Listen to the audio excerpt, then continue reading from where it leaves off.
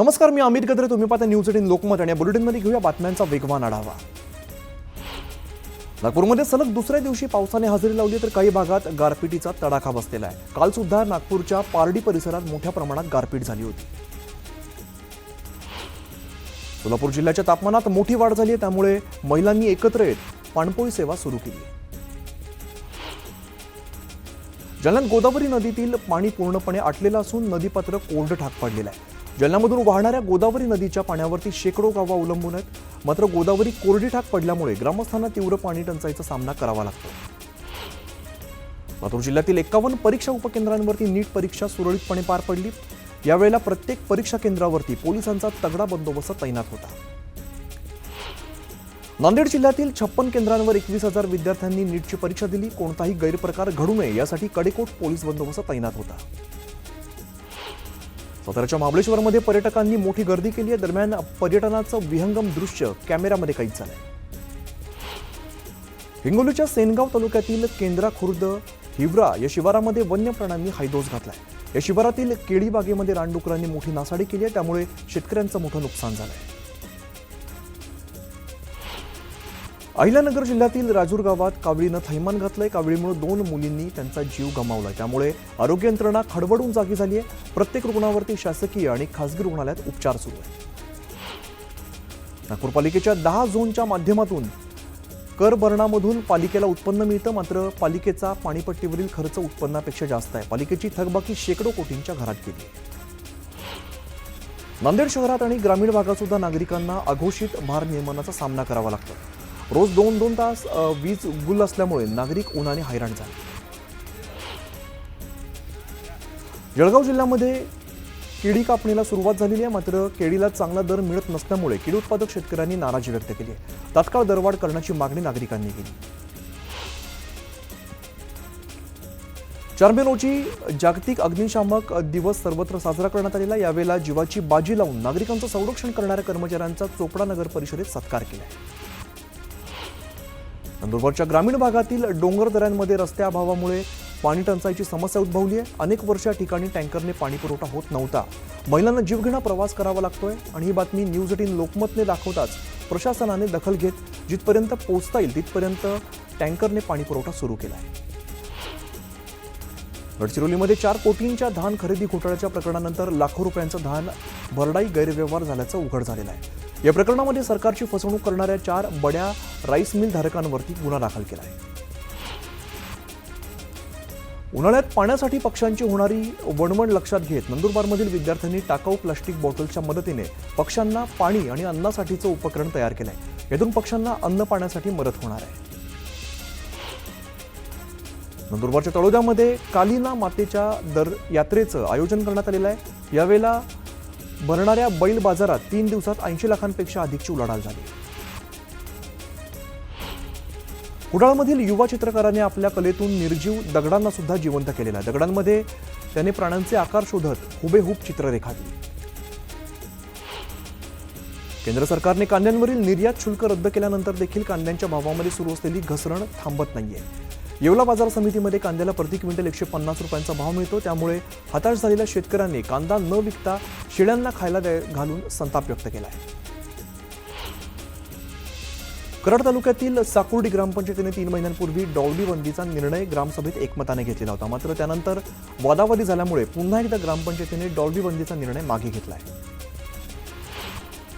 रायगडच्या समुद्र किनाऱ्यांवरती पर्यटकांनी मोठी गर्दी केली आहे. उन्हाळी सुट्ट्यांमुळे पर्यटकांनी श्रीवर्धन, हरिहरेश्वर, दिव्यागार, अलिबाग या समुद्र किनाऱ्यांवरती मोठी गर्दी केली.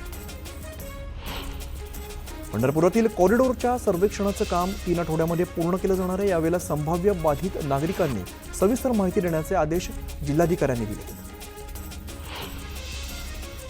महाबळेश्वर ते तापोळा मार्गाच्या रुंदीकरणाचं काम पूर्ण झालं, त्यामुळे वाहनधारकांना मोठा फायदा झाला. यापूर्वी ट्रॅफिकमुळे 26 किलोमीटरचं अंतर पार करण्यासाठी 1.5 ते 2 तास लागायचे, मात्र आता प्रवास सुसाट झाल्यामुळे प्रवाशांनी समाधान व्यक्त केलं आहे. उपमुख्यमंत्री अजित पवारांनी अरुण जगतापांच्या कुटुंबियांची भेट घेतली. अजित पवारांनी जगताप कुटुंबियांचं सांत्वन केलं आहे. एसटी कामगार संघटनेचे 2 दिवसीय अधिवेशन माणगावला भरवण्यात येणार आहे. 5 ते 6 मे या 2 दिवशी माणगावला अधिवेशन पार पडणार आहे. यासाठी राज्यभरातून 40 ते 50 हजार कर्मचारी हजेरी लावणार आहेत. सिल्लोड शहरात होऊ घातलेल्या श्री संवेवर्धक कुंतुनाथ यांच्या प्राणप्रतिष्ठा आणि अष्टनाका महोत्सवाला सुरुवात झालेली आहे. कुंभस्थापना, अखंड दीपक स्थापना या मोठ्या उत्साहात वाजत गाजत पार पडल्या.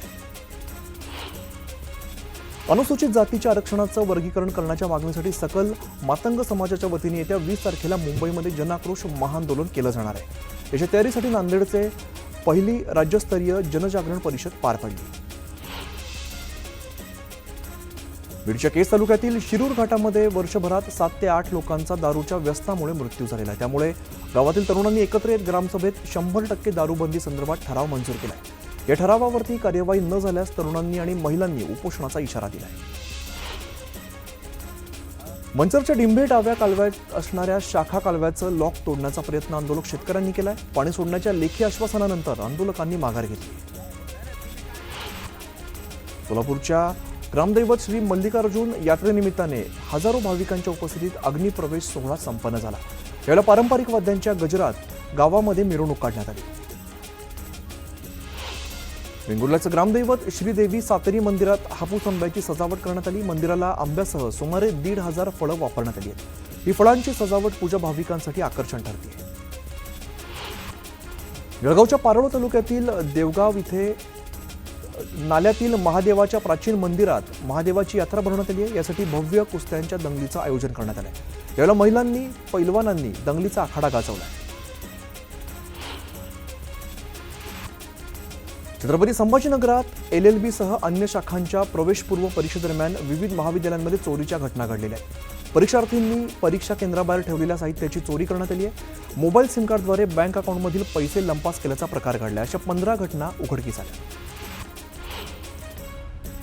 जळगावच्या फैजपूर अमोदा या मार्गावरती 2 ऑटोरिक्षांची समोरासमोर जोरदार धडक झाली. या अपघातात एका तरुणीचा मृत्यू झाला असून काही प्रवासी गंभीर जखमी आहेत.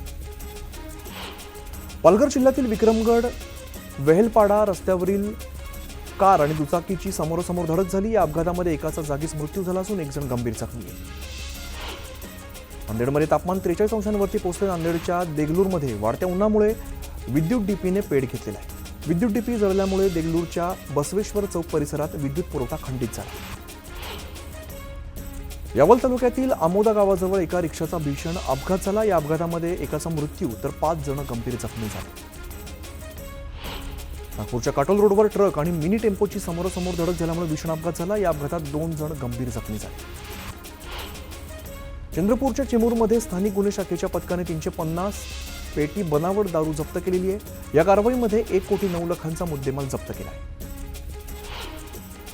धाराशिवच्या तोरंबा शिवारात एका खड्ड्यात अर्धवट जळलेलं प्रेत आढळल्याची घटना घडली. त्यामुळे परिसरामध्ये खळबळ उडाली. दरम्यान पोलिसांकडून अधिकचा तपास सुरू आहे. हिंगोलीच्या वसमतमध्ये घरात तलवारी आणि बंदूक बाळगणाऱ्यांवरती कारवाई करण्यात आली. यावेळेला शस्त्र बाळगणाऱ्यांना पोलिसांनी ताब्यात घेतलं.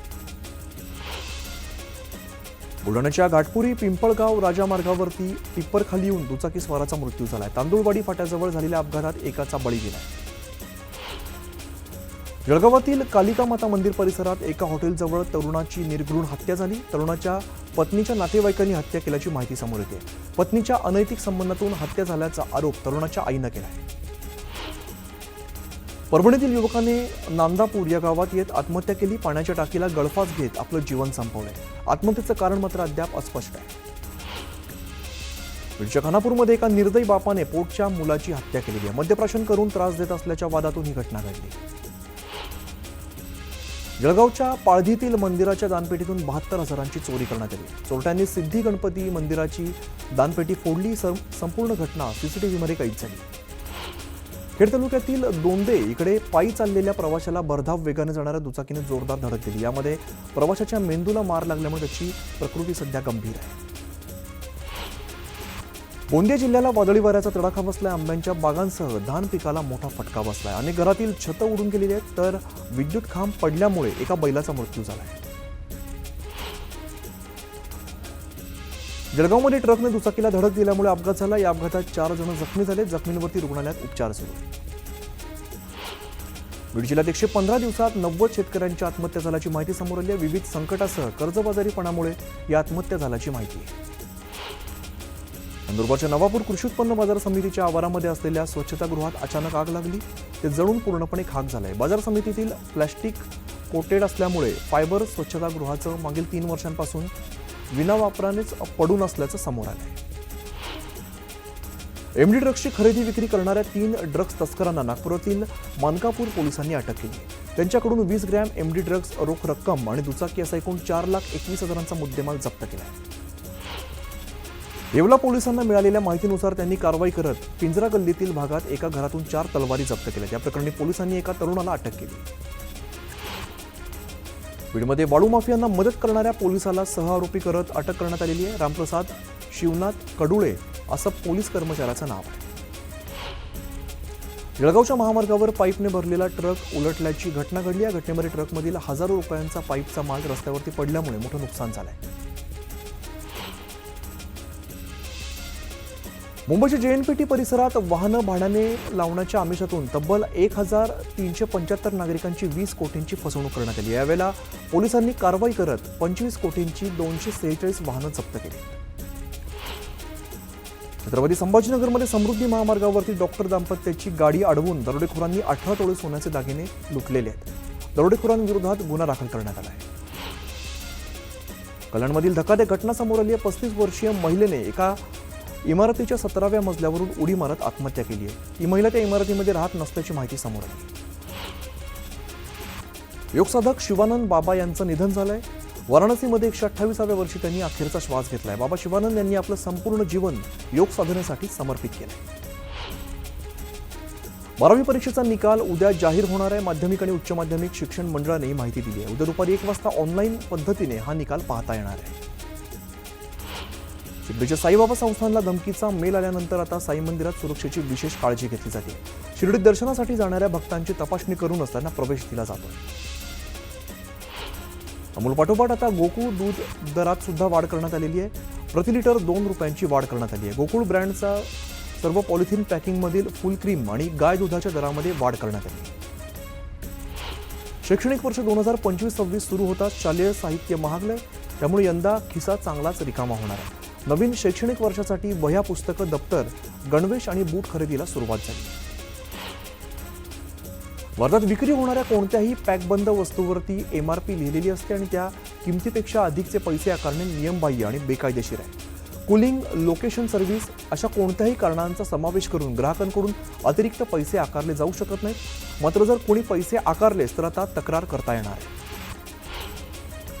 डिजिटल इंडियाला प्रोत्साहन देण्यासाठी ऑनलाईन व्यवहारांवरती भर दिला जातो. मात्र असं असताना दुसरीकडे नागपूर जिल्ह्यातील पेट्रोल पंप चालकांनी डिजिटल पेमेंट न स्वीकारण्याचा निर्णय घेतला आहे. 10 मे पासून जिल्ह्यातील कोणत्याच पेट्रोल पंपावरती डिजिटल पेमेंट स्वीकारलं जाणार नाहीये.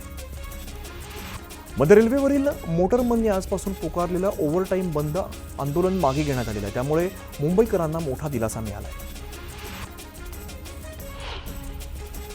पुण्यात भाजपाची कार्यकर्ता बैठक संपन्न झाली. प्रदेशाध्यक्ष चंद्रशेखर बावनकुळेंच्या उपस्थितीत ही बैठक पार पडली. स्थानिक स्वराज्य संस्थांच्या निवडणुकांच्या पार्श्वभूमीवरती या बैठकीचं आयोजन केलं होतं. गुलाबराव देवकर आणि सतीश पाटील यांनी राष्ट्रवादी काँग्रेसमध्ये प्रवेश केला. या प्रवेशावरून गुलाबराव पाटलांनी हल्लाबोल केलाय. अजित पवारांच्या राष्ट्रवादीकडून शिवसेनेची अडचण निर्माण करण्याचा प्रयत्न केला जात असल्याचं धक्कादायक विधान गुलाबराव पाटलांनी केलंय. लाडकी बहीण योजनेवरून संजय राऊतांनी सरकारवरती हल्लाबोल केलाय. लबाड्या करून निवडणुका जिंकल्या असं असताना लाडक्या बहिणींच्या खात्यात फक्त 500 रुपये देत आहेत. निवडणूक काळामध्ये 2100 रुपये देऊ अशी घोषणा केली. मात्र प्रत्यक्षात लाडक्या बहिणींची फसवणूक करताय असा आरोप संजय राऊतांनी केलाय. बेलगाममधील हल्ल्यानंतर हर्षवर्धन सपकाळांनी सरकारवरती हल्लाबोल केलाय. केंद्र सरकारने आता जबाबदारी झटकू नये. उणं काढण्याची वेळ नाहीये. संपूर्ण देश सरकारच्या पाठीशी आहे. तुलना करणं म्हणजे राष्ट्रीय पाप आहे आणि भाजपाने पाप करू नये अशी खोचक टीका काँग्रेस प्रदेशाध्यक्ष सपकाळ यांनी केली. राष्ट्रवादीमध्ये महायुतीच्या विरोधात लढवलेल्या उमेदवाराला पक्षप्रवेश दिल्यामुळे गिरीश महाजनांनी नाराजी व्यक्त केली. अजित पवारांनी प्रोटोकॉल भंग केल्याने असंही त्यांनी म्हटलंय. महाराष्ट्राची धुरा जाणत्या नेत्याकडे आहे असं म्हणत शिवेंद्रराजे भोसलेंनी मुख्यमंत्री फडणवीसांचं कौतुक केलंय. महाराष्ट्रातील सर्व जिल्ह्यामध्ये काय हवंय हे त्यांना कळतं. त्यांचं नेतृत्व राज्यासाठी आहे असं आतापर्यंत झालेले नेते आपल्या विभागापुरते मर्यादित होते अशी टीका सुद्धा शिवेंद्रराजेंनी केली. देवरोडच्या विकासनगरमधून काँग्रेसच्या संविधान बचाव यात्रेला सुरुवात झाली। यावेळेला मोठ्या संख्येने काँग्रेस कार्यकर्त्यांनी हजेरी लावली। अहिल्यानगरच्या राजूर गावात काविळीचा प्रादुर्भाव पसरला। शेकडो नागरिक कावीळ आजाराने बाधित झाले। दरम्यान पालकमंत्री राधाकृष्ण विखे पाटलांनी रुग्णांची भेट घेतली आणि यावेळेला विखे पाटलांनी आरोग्य यंत्रणेला चांगलंच खडसावलंय। अमरावतीत चौथ्या ऑल इंडिया फेडरेशन कबड्डी स्पर्धेचं आयोजन करण्यात आलेलं आहे। स्पर्धेच्या दुसऱ्या दिवशी हरियाणाचे कॅबिनेट मंत्री कृष्णलाल पवार यांनी भेट दिली। वर्धा जिल्ह्यातील देवळीकडे 9 ते 12 मे या दरम्यान कबड्डी स्पर्धा पार पडणार आहे। राज्यमंत्री पंकज भोईर यांच्या प्रयत्नातून देवाभाऊ कबड्डी स्पर्धा पार पडणार आहे। इंदापूर तालुक्यातील वालचंद नगर इकडे महाभारत बैलगाडा शर्यतीचा शुभारंभ क्रीडा मंत्री दत्तात्रय भरणे यांच्या हस्ते पार पडला। यावेळेला परिसरातील बैलगाडा प्रेमींनी शर्यतीचा थरार अनुभवला आहे। राज्य सरकारच्या 100 दिवसांच्या कृती आराखड्यात मंत्री गोगावलेंचा रोजगार हमी खात्याला पैकीच्या पैकी गुण मिळाले। त्यामुळे शिवसैनिकांनी महाडमध्ये आनंद साजरा केला आहे।